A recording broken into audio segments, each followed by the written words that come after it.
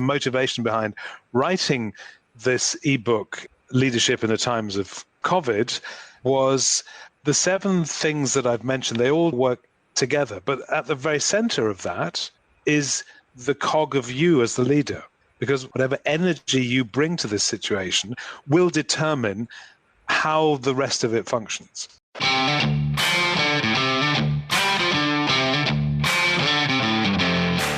You work hard in your business. On the Profit by Design podcast, we ask the big question: what has your business done for you lately? Hi, I'm Dr. Sabrina Starling, the business psychologist, the author of How to Hire the Best, and your co-host on the Profit by Design podcast. Weekly, my co-host, Mike Bruno, and I bring you tips, tools, and strategies from our own experiences and from the experiences of our guests, who are entrepreneurial thought leaders and real-life entrepreneurs, all to support you in making intentionally profitable and sustainable business decisions to live the lifestyle you desire. At Tap the Potential, we know that you want to be freed from the constant demands of your business. In order to do that, you need a business that supports your life. The problem is you have a cash-sucking business taking over your life, leaving you frustrated and discouraged. We believe work supports life, not the other way around. We understand you're paying a team and you're still having to do it all. There should be accountability. It shouldn't be this hard, which is why through our proprietary coaching system, we help thousands of business owners just like you have more time for what's important to them and grow profit by 300 to 800%. Here's how we do it. First, take our assessment at tapthepotential.com/assessment. Next, meet with our success team lead to debrief your results. Then, join our Better Business, Better Life program. By the end of your first year with us, you will have more time for what matters to you and more money in your bank account than you've ever had before. So take our assessment at tapthepotential.com/assessment so you can stop working so hard for so little return. Take your life back. We've recorded this in the midst of the coronavirus event and found these interviews truly applicable to all major change events. We must lead with love through adversity, focusing on our vision and continuing to have our work support our life. I'm Dr. Sabrina Starling, the business psychologist at Tap the Potential, and this special episode of Self-Care and Strategy for Entrepreneurs is being specifically produced for you, our profit designers, on the Profit by Design podcast. Profit designers, at Tap the Potential, we are on a mission right now to be a positive force in social media during trying times for all of us entrepreneurs. In that regard, I would love it if you could help us out. We really want to get behind any of you who are doing good things in your communities, showing up and leading with love. If you are doing something to keep your team together during this time and you're sharing it in social media, or you come across another entrepreneur who is being a gift from their gift in some way that you notice, please use the hashtags Lead with Love and Be a Gift. Our team at Tap the Potential is on the lookout in social media for those hashtags, and we will be reposting those social media posts from the Tap the Potential social media. Let's all lead with love, be a gift, and shine bright during these trying times. I am your host, Dr. Sabrina Starling, the business psychologist. We are doing these Facebook Lives every Monday from the Tap the Potential Facebook page to support entrepreneurs and their teams through the coronavirus event. This is going to be a change in life circumstances for all of us. We're in the midst of it, and every day, every week, we have a new circumstance that we're dealing with. So at Tap the Potential, we feel it's very important that we stay in communication with you and support you in your self-care and your strategy through this time, because it is my highest intention that we take care of our entrepreneurial community internationally, not just in the United States. Today, I have Sir Steven Wilkinson with us. He is the founder of Good and Prosper. When we were together here, you focused on helping us entrepreneurs look at our business as assets, and our businesses really are our greatest asset. And so I wanted to have you join me with this Facebook Live so that we could be talking about, are you protecting your greatest asset during this coronavirus event? I want to do a little preliminary talk with our entrepreneurs about self-care during this time. And it's my intention for those of you listening that you share this information with your teams, because your teams, the individuals on your team right now may very well be feeling very unsafe, worried about their physical health, their family members' physical health, dealing with the stress of being cooped up if they're having to work from home. If they're having to go into the office, and they're dealing with the stress of worrying, am I going to get contaminated? Am I going to contaminate someone else? So there's a lot of just extra stress in our world today. So I want to talk about that, and then we're going to have Sir Steven talk with us about protecting our greatest asset. And so with that, let me start by talking to you as the business psychologist about you and your mindset, because 90% of getting through the coronavirus event is going to come to your mindset. And what I mean by that is staying in a very positive, healthy, resilient, growth-oriented mindset. We have to be very protective of our headspace as entrepreneurs, because this is an event and we will come out on the other side. And I really encourage you, if you haven't done it yet, now is the time to sit down and think about, what is your vision for your business in the next 2 years? What do you want your business and your life to look like? How do you want to be experiencing your days? Get that picture clearly anchored in your mind. That is your vision of where you're headed. And keep in mind, what we're going through right now is an event. It's going to cause a lot of change. And I know it may feel very hard for you to think about, I can't even tell you what I'm doing tomorrow. What I thought I was doing tomorrow keeps changing. I want you to put that aside and really think, 2 years from now, you have survived this, you're healthy, your family is healthy, your team is healthy. What is going on in your life and in your business right in the present tense as if it's happening? I have my vision for December 2021. I was reading through it this morning. I have to admit, Sir Steven, as I was looking at it, I was a little reluctant to even look at it, because I thought, it's not going to be the same. There's no way what I projected when I wrote this past January, there's no way that that's going to happen by December 2021, given all the things that are going on right now.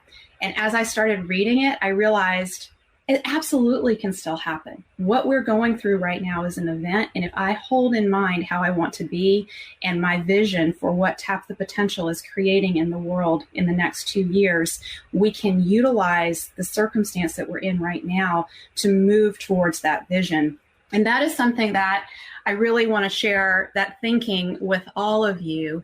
And so I'm putting a graphic up here on the screen. And this is your invitation to be strategic.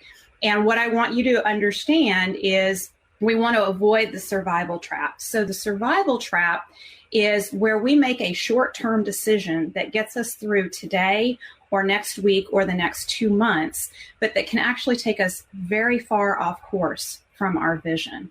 So as we look at, revenues are shrinking in a lot of these businesses. And so it's tempting to say, okay, I need to lay off team members and downsize drastically to get through, which that may be an option for you.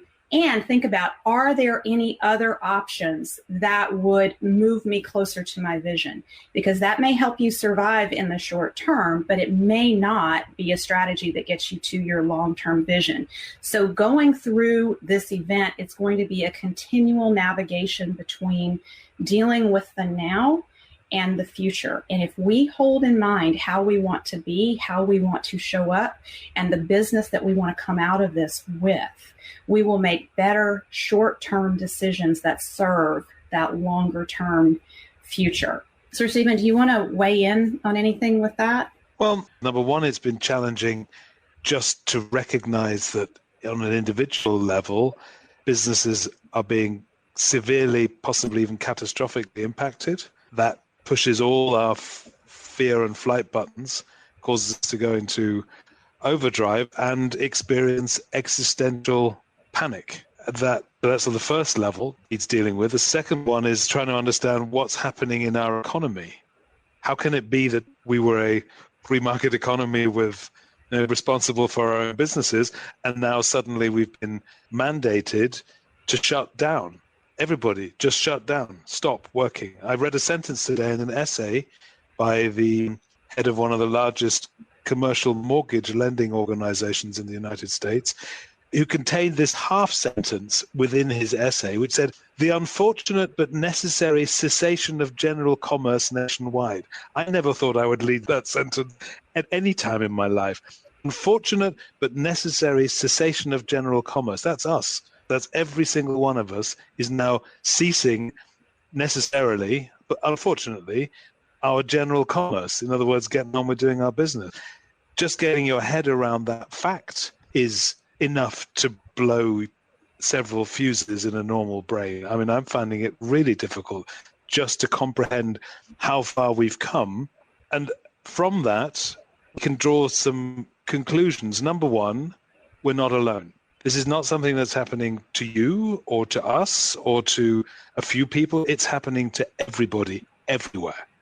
We've never faced anything quite as significant in its speed or in the consequences of it for generations. Even in the run-up to world wars, we've had more notice than this. So I don't think it makes any sense whatsoever to dwell too much on how we're going to come out of this, how long it's going to last. We are where we are, and the only thing we can focus on is being as good as we can be today, because things are changing so rapidly. Firstly, and to recognize that it's not about you, it's not your fault, it's not any sign of weakness or failure. This is happening to absolutely everybody.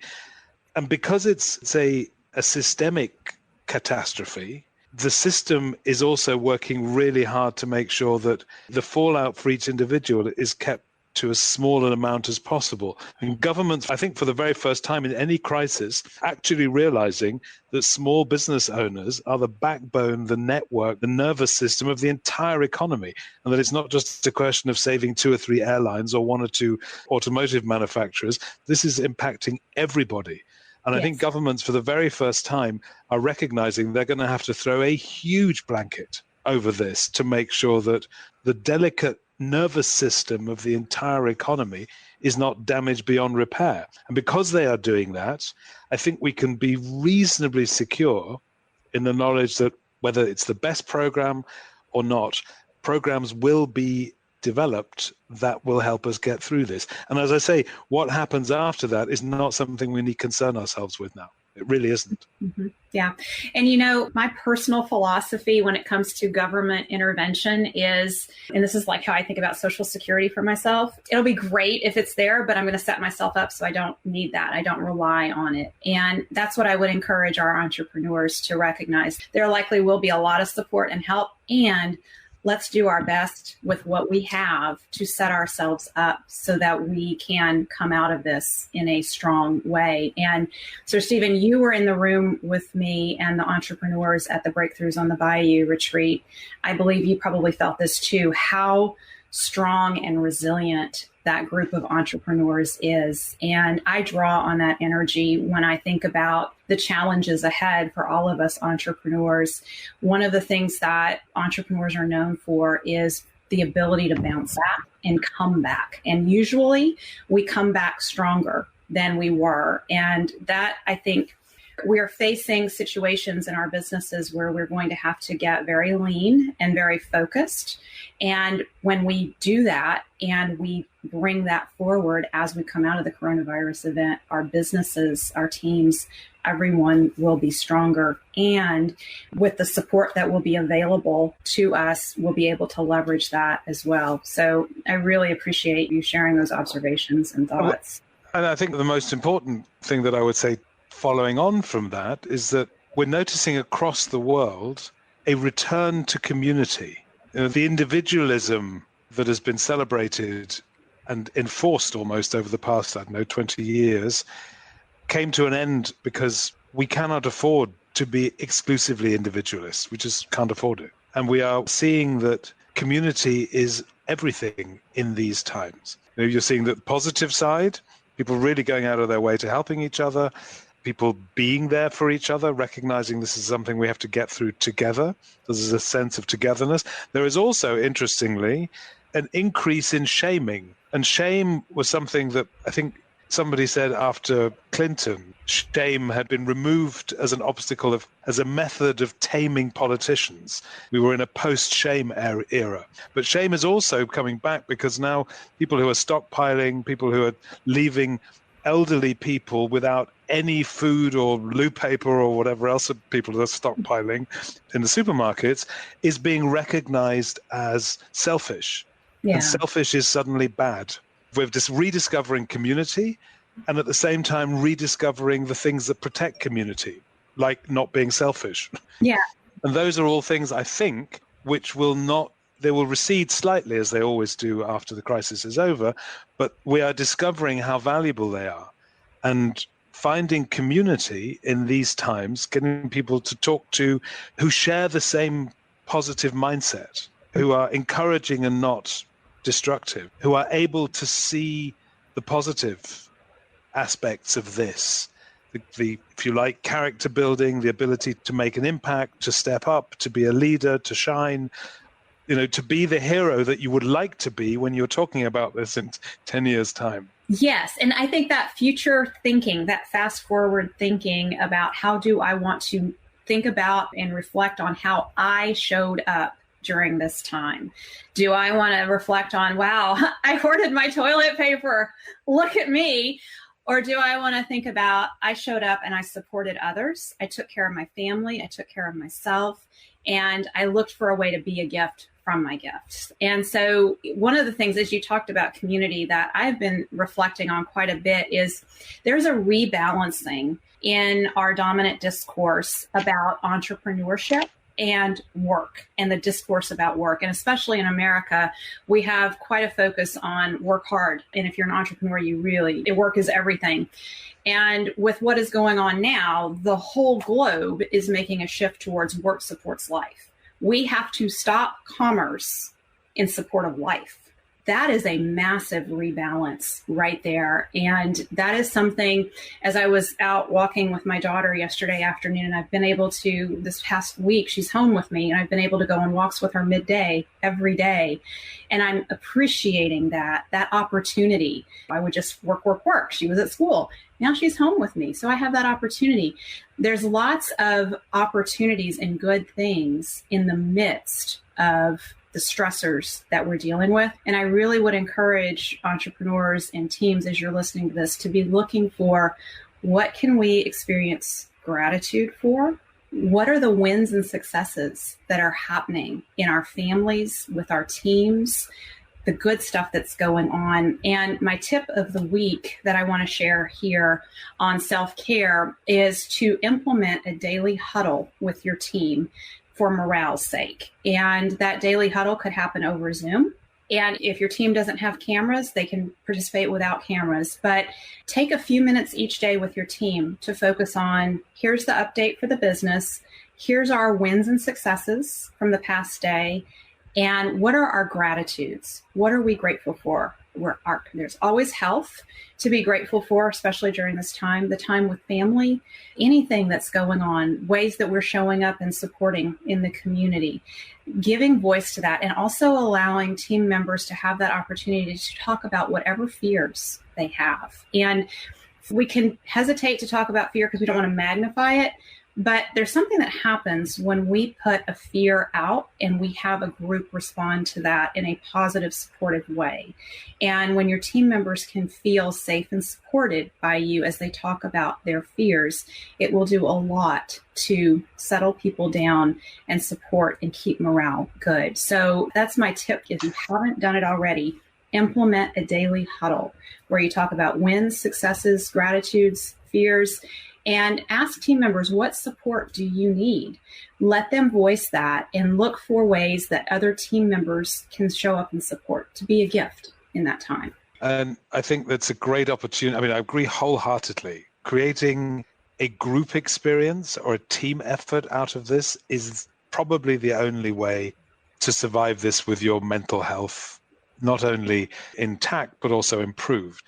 But it's a There are so many random acts of kindness visible at the moment. People really going out of their way to doing extraordinary things. And just collecting those and sharing them has an amazing effect on the team. Just sharing stories of kindness. Yes, and that can be part of the agenda on the huddle too, is what random acts of kindness have you given or experienced or witnessed out there in the world, and sharing the positive energy around that. Stacy Seguin, one of our strategists at Tap the Potential, just chimed in and she said, naming that elephant in the room reduces its power over you.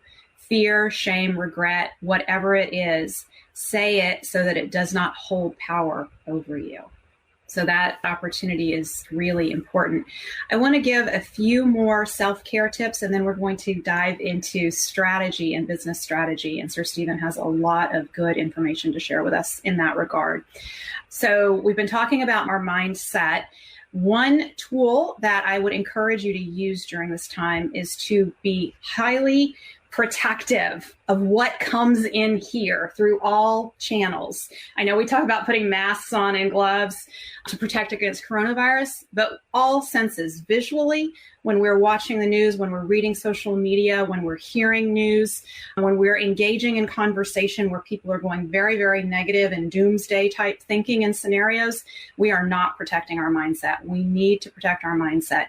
We should limit our news intake. I would recommend checking news midday, once a day, to get an update of what's going on in the world, and check a couple of major news sources rather than going into social media for your news, because it's sensationalized. And I read articles rather than watching video, because again, video is very visual. Our brain does not distinguish between what's actually happening to us and what we're seeing on the screen. We have those primitive reactions in our brain that make us experience heightened fear, because if we see graphic images on the screen, we will have that experience.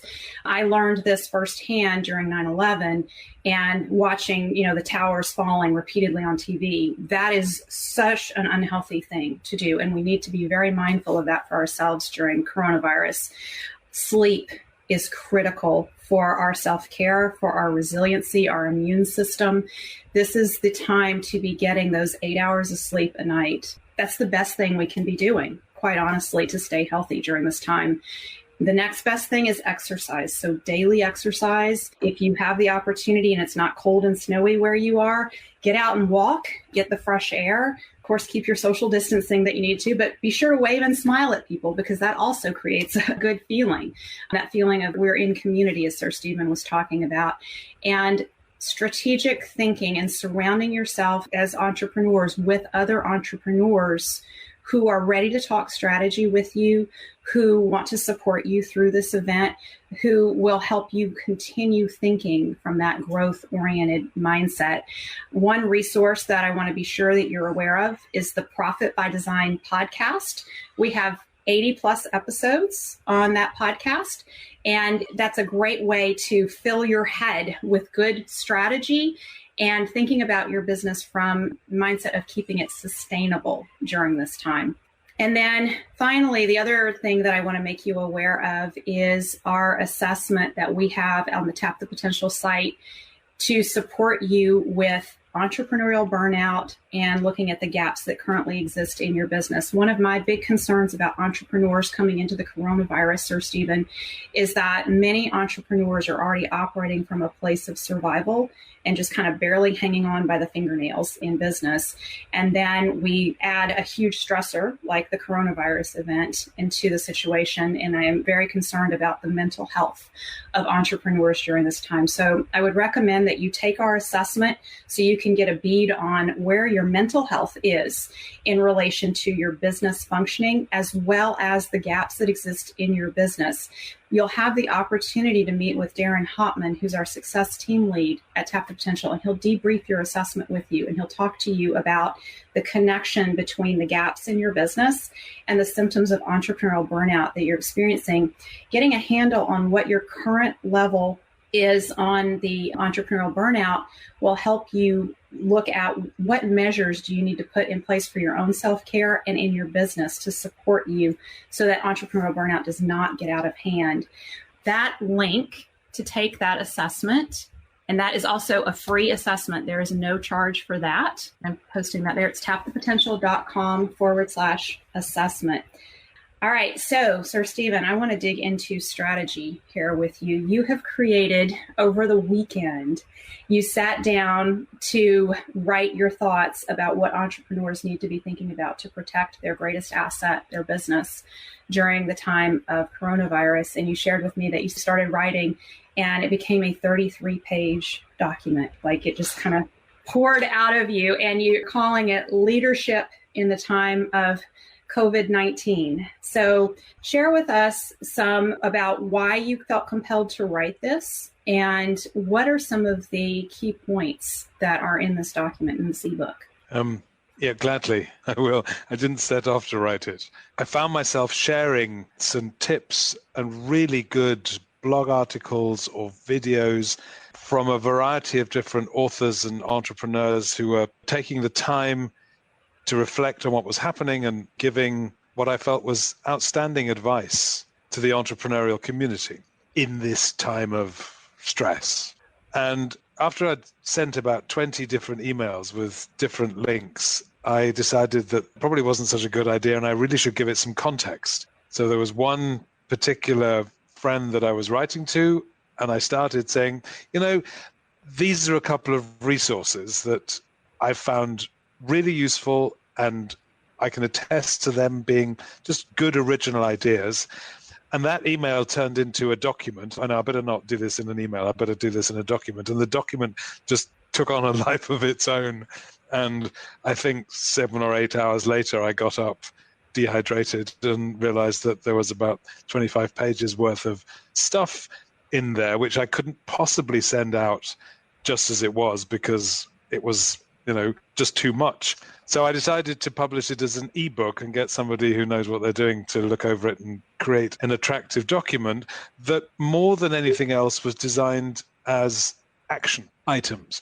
Because we've got 2 issues, I think, at the moment. Issue number 1 is the urgent need for restructuring. And if your revenue is falling off a cliff, then your asset suddenly looks horribly like a liability because you've got a cost structure that doesn't respond as quickly as your revenue is falling. So that gap suddenly becomes a liability, feeds into your balance sheet, just starts eating away, cannibalizing your equity. Depending on how much equity you've got, suddenly you find after a week, 2 weeks, 3 weeks, 2 months, your equity is not only gone, but it's negative and your liability is still there. So you're in a classic restructuring case with one major difference, and that is that everybody is looking at their businesses as restructuring cases, and you can't restructure the entire economy at one go. It just doesn't work. So if everybody's cutting costs and if everybody's getting their teams down and if everybody is not paying their bills, then the whole thing comes grinding to a halt. So on the one hand, there is this restructuring pressure, which even though you may not call it that, is what you're experiencing when you're short of breath and you're thinking, my revenues are falling, what can I do with my cost structure? My business is running out of control. So there's that side of it. And I'll come to that in a minute. And then there's the other side of it, which is how do I turn this to my advantage? And if you're underwater, you do not think about improving your swimming technique. That's not at the forefront of your mind, nor do you think about how nice it would be to be in a boat. All you're doing is splashing around trying to get your head back over water again. But the only way you are going to get back into motion again is if you do start concentrating on your swimming stroke. And I'm not going to overstress this metaphor because it'll run out of runway very shortly. And to concentrate on stuff that you can do today, right now, every day, because not only do you not know when this is going to end, you don't know when it's going to turn around. And I was about to say the positive aspect of this particular crisis is that because it's a systemic crisis and everybody is facing it, and because it's been mandated from government who are, and I've sort of slowly come round to this understanding that the government are the only institution in civil society who can actually tell us to stay indoors and mean it. Because if that is what's necessary, then just relying on us all to do this through common sense is not going to work. So we need somebody to tell us, this is what you need to do, so go and do it now. And because that is the case, and I've given up even thinking about that, I'm just accepting it as the truth. And I don't need to become an amateur epidemiologist and try and understand better than the government's own advisors whether this is actually the right thing to do or not.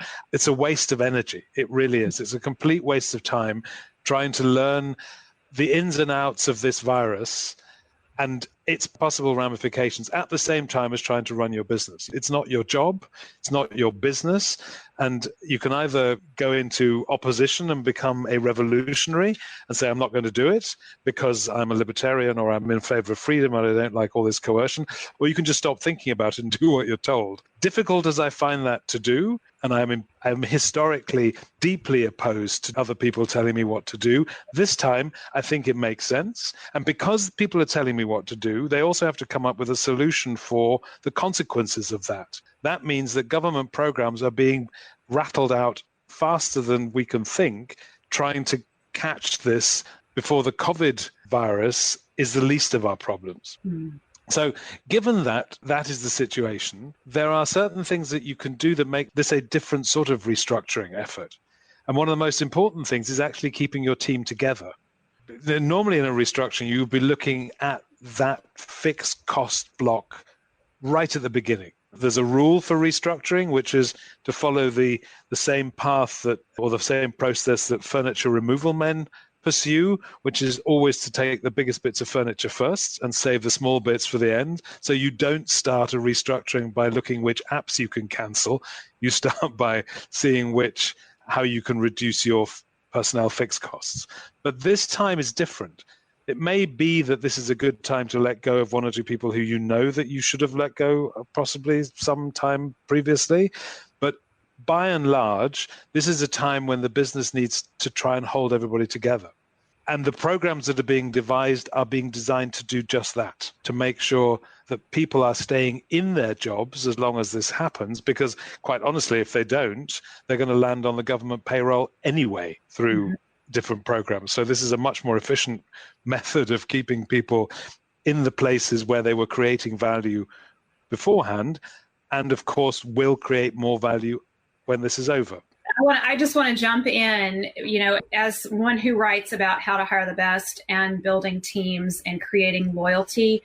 I thoroughly agree with everything you just said. And I really encourage entrepreneurs to be looking at your team and being honest with yourself and saying, are these A players on my team? Are they giving their all? Are they showing up? Are they strategic problem solvers? Are they putting in their heart and soul into the work? Or are they just kind of hanging out there and letting everyone else carry the load? And what you said about letting people go, if you have people on your team that you have seen signs that they are not stepping up as A players, they're really letting everyone else carry the burden, I would encourage you to let them go, because that becomes very cancerous on a team that needs to pull together. Well, honestly, in these sort of times, you can tell that immediately, because if those people, those employees, are using this as a holiday and they're not showing up on your calls and they're not doing then you just know.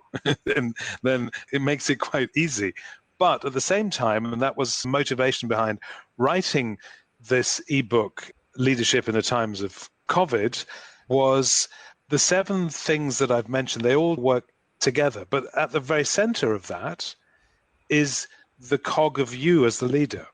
Because whatever attitude you bring to this, however you show up, whatever energy you bring to this situation will determine how the rest of it functions. So you need to look after you first. While writing it, I suddenly realized this is actually an amazing opportunity to do what so many small and medium-sized business owners find so difficult to do, and that is to extract themselves from their business and to remind themselves, their families, and particularly themselves and the business, that they are not the business.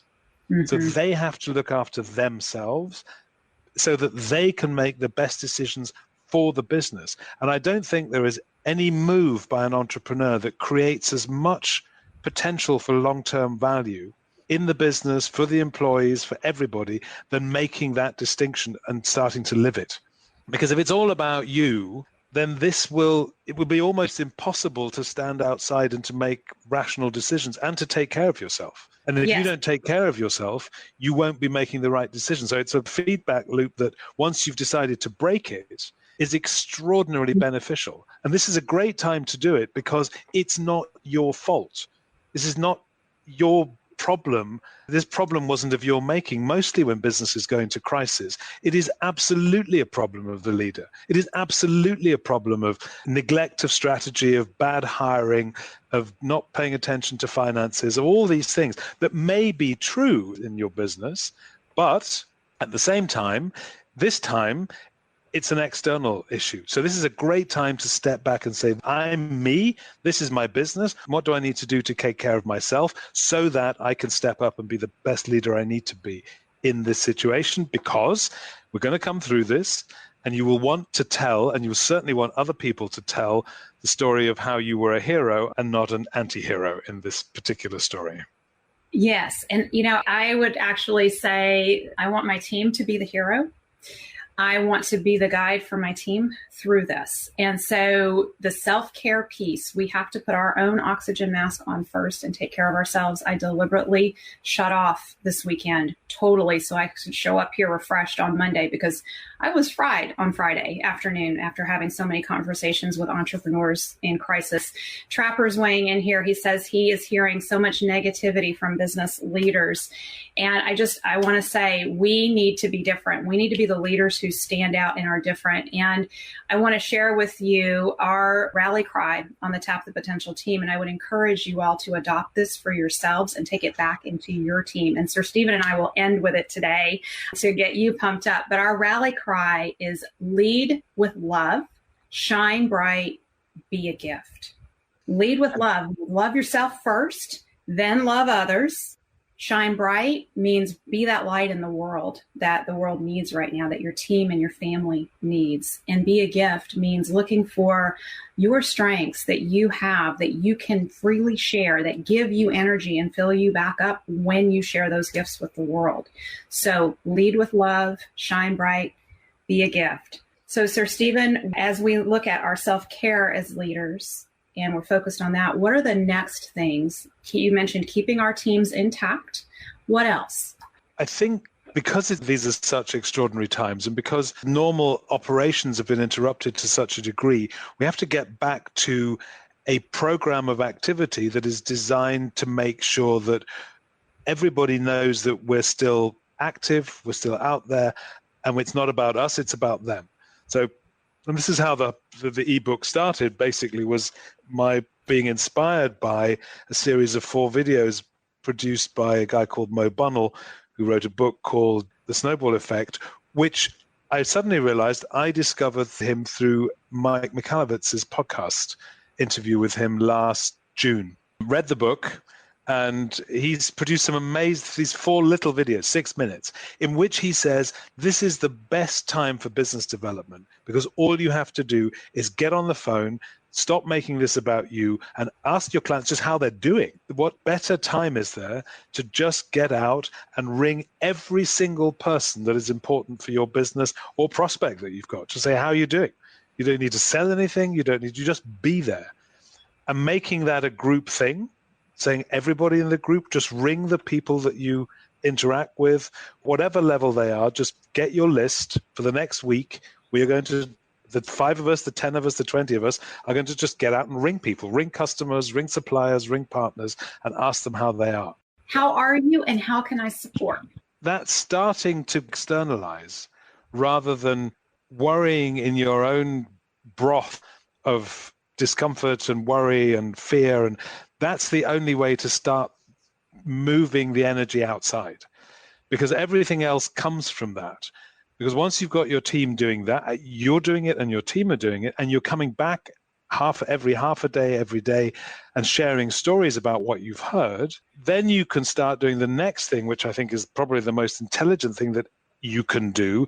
And that is to start saying, okay, what are the financial implications of this? Let's share some numbers. And you don't have to do a course on teaching people how to read balance sheets. You just have to make sure that people understand what the very basic numbers of the business are, how they fit together, and to do that on a daily basis. If we're all living in such short time horizons, then a day, getting through today, is all that matters.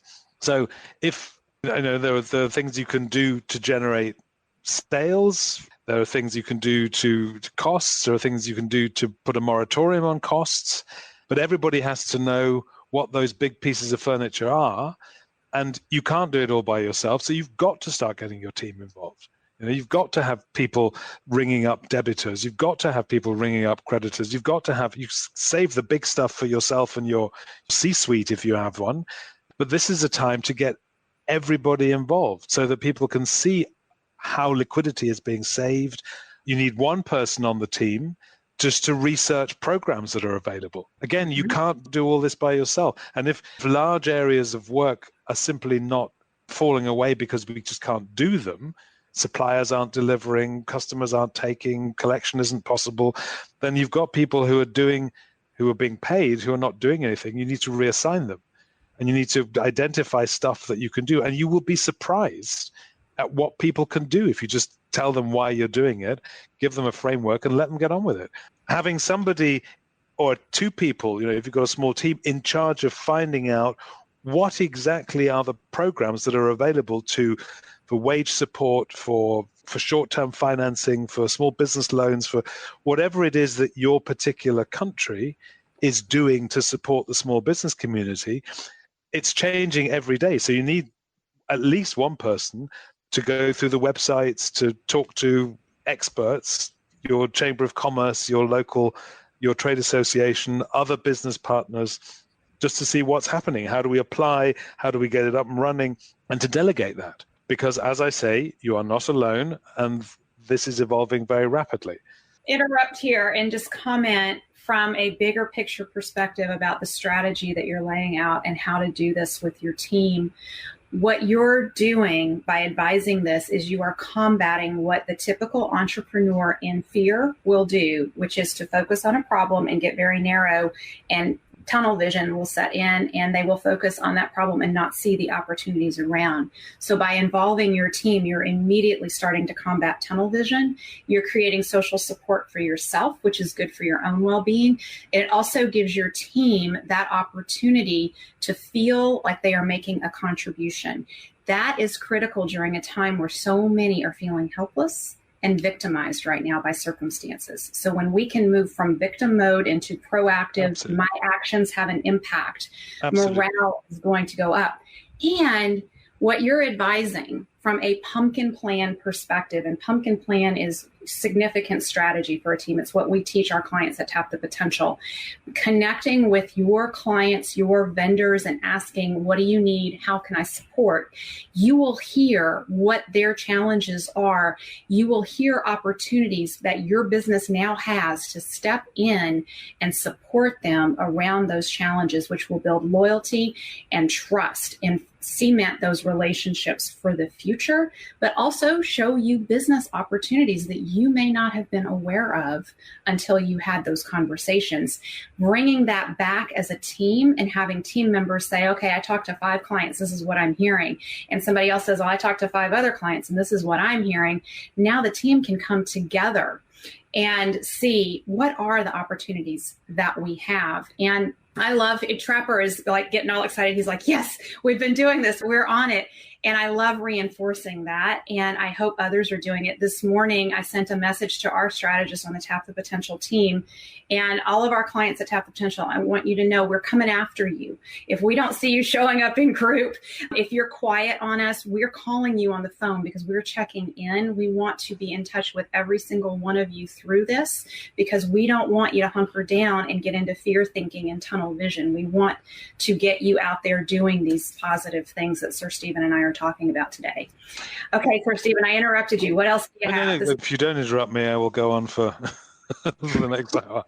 I would very much like to shout out to Stacy, Amy, Steve Busquet, Trapper, and Rodrigo, who I've seen in the chat, to say, hi guys, lovely to see you here, and how very much I enjoyed being with you all a few weeks ago in Alexandria. Tina's here too, Sir Steven.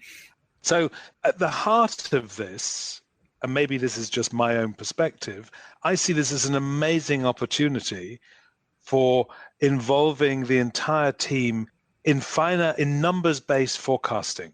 Because if you're doing this on a daily basis and you're breaking your things to do, the furniture to be moved, the programs to be tapped into, the calls to be made. All this benefits hugely from keeping score and tying that to the business numbers, even if they're just very rudimentary business numbers like revenue, total costs, and liquidity. But all the leading indicators, because those are all lagging indicators, those are all scores that come up after you've done things. You also want to be measuring stuff that leads to those results, like making phone calls, like contacting customers, like all the things that we've just been talking about. So putting a number on those and assigning responsibility to those and capturing it on a scoreboard and huddling every day around that scoreboard is teaching so much knowledge around how the business really works, and is tapping into all that creative potential that your team will bring when it starts understanding how stuff functions in the business.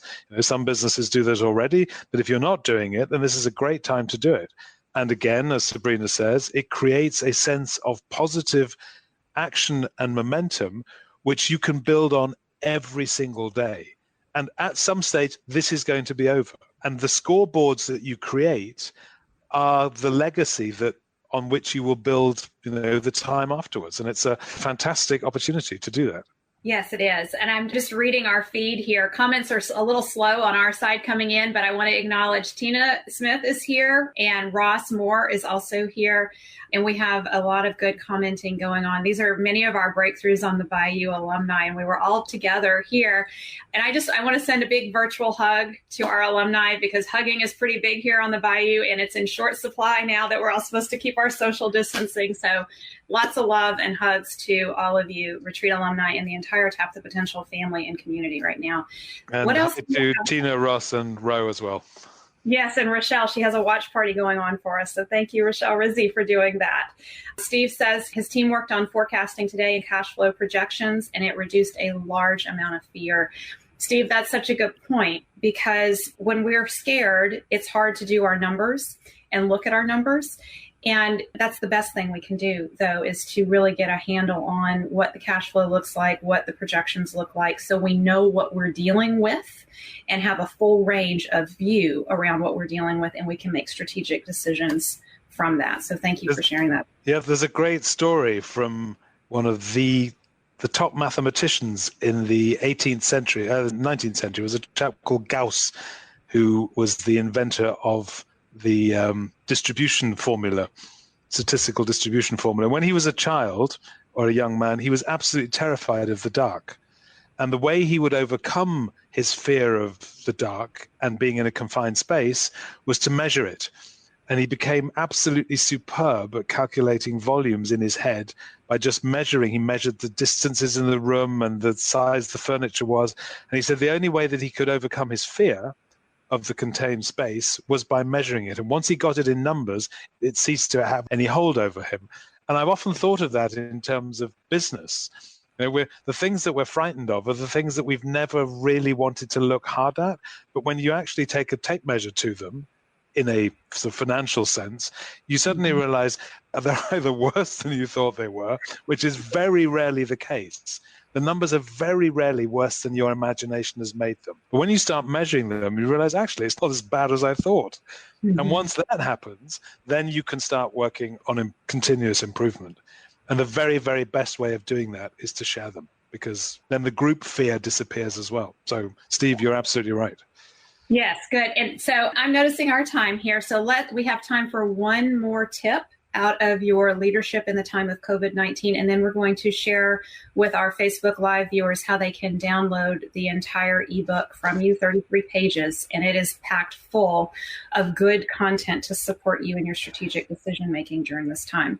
You mentioned almost everything, except for, you mentioned sleep, and you've mentioned teamwork, and you've mentioned finance, we've mentioned strategy, and we've mentioned profit first, and we've mentioned visioning. There is one thing that you haven't mentioned that I think is really important, and I will tie it to a story that Dalai Lama is supposed to have said, and I've read it, I think, from him. He said, everybody should meditate for 15 minutes a day. If you don't have time to meditate for 15 minutes a day, you should be meditating for 45 minutes a day.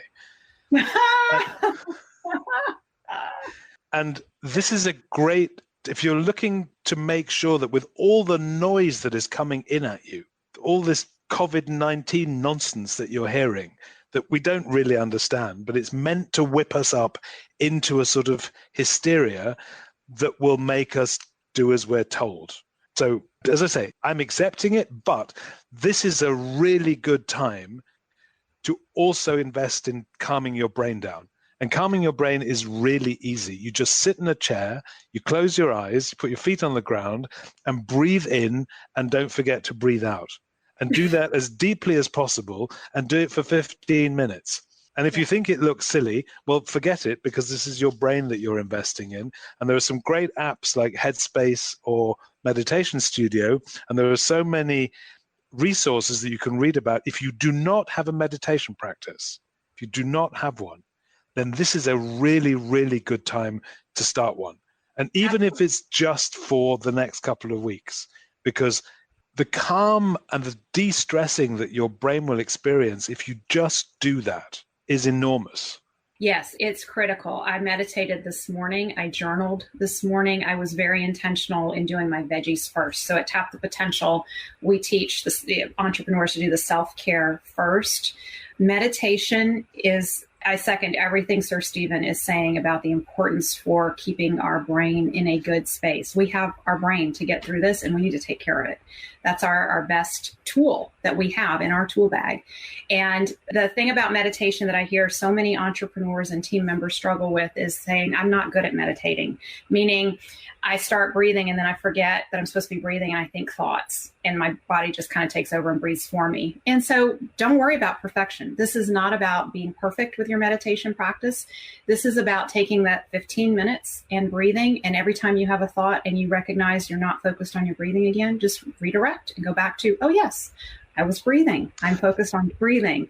And it is more about the practice than perfection when it comes to meditation. Absolutely. Journaling in conjunction with a meditation practice is like, putting meditation on steroids, because when we write longhand, not typing, but when we write longhand, it slows our thinking down and it creates space between our thoughts, and our opportunities come into that space. We will see things that we don't see when we just let those thoughts run through our heads. Hey, Dr. Nancy, you have a post here. She says, hop on over to Tremblay Chiropractic page for day 1 of Stealth Health Isolation Survival Pack. Dr.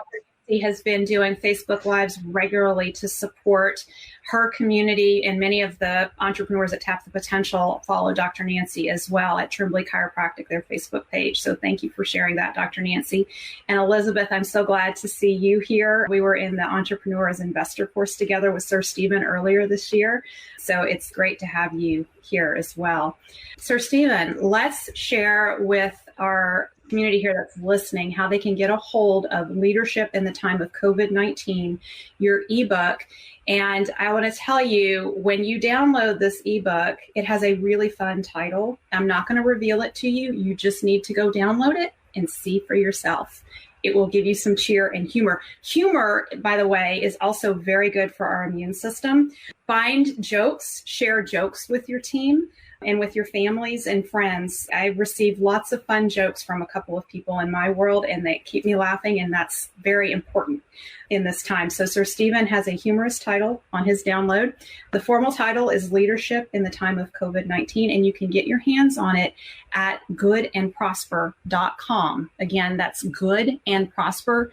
And again, that is Leadership in the Time of COVID-19. The other thing that I want to share with you before we hop out of here is that the Tap the Potential team has put together a Q-Storm protocol to support entrepreneurs during the time of COVID-19. Q-storming is what we do at Breakthroughs on the Bayou, and it's different than traditional brainstorming or masterminding, where you share a challenge and you start brainstorming solutions. With Q-storming, you share a challenge and we brainstorm powerful questions that help you see that challenge in a new light and identify opportunities that you may not have been considering. So any of our current and past clients at Tap the Potential can request a laser coaching session with us at Tap the Potential as part of our work with you. There is no additional charge for that, so that is available to current and past clients at no charge. If you have never been a client of Tap the Potential and you want to take advantage of that, you can sign up for it at tapthepotential.com/strategy. We have a $250 investment for that if you have never been associated as a client with Tap the Potential, but it is available at no extra charge for current and past clients at Tap the Potential. If you are a current and past client, send us an email or reach out to us in the Slack channel and request your strategy session, and we will take you through that Q-Storm protocol. Sir Steven, let's go out with our rally cry to inspire our entrepreneurs. Absolutely. I'm going to count us down. 3, 2, 1. Lead with love, shine bright, be a gift. Thank you, Sabrina. Five.